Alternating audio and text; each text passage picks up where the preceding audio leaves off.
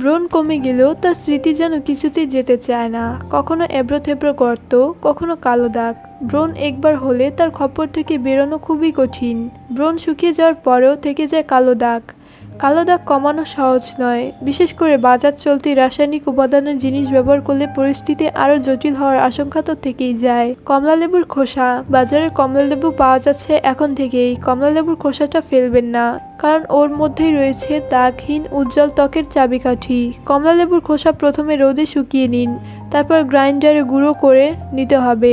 এবার 1 চা চামচ মধু আর 1 চা চামচ খোসার গুঁড়ো একসঙ্গে মিশিয়ে ঘন পেস্ট তৈরি করুন।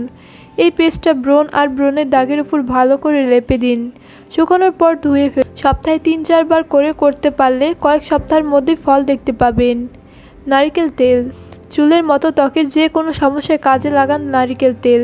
দাগ হালকা করার পাশাপাশি নারকেল তেল ত্বকের সুরক্ষার ব্যবস্থা মজবুত রাখে। রাতে শোয়ার আগে 1 চা চামচ নারকেল তেল নিয়ে হাতের তালুতে ঘষে একটু গরম করে নিন। এবার ব্রণের দাগের উপর তেলটা লাগিয়ে সারা রাত রেখে দিন। প্রতি রাতে করতে পারলে দাগ কমতে বাধ্য। তবে যাদের ত্বক খুব তেলতেলে তারা নারকেল তেল ব্যবহার করবেন না। Tea tree oil.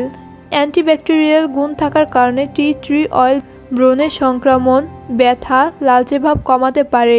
2-3 ফোঁটা tea tree essential oil carrier অয়েলে, যেমন অলিভ অয়েল বা সুইট আমন্ড অয়েল, মিশিয়ে দাগের উপরে লাগান। 1 ঘন্টা রেখে ধুয়ে ফেলুন। প্রতিদিন করলে ধীরে ধীরে দাগ ভ্যানিশ হয়ে যাবে।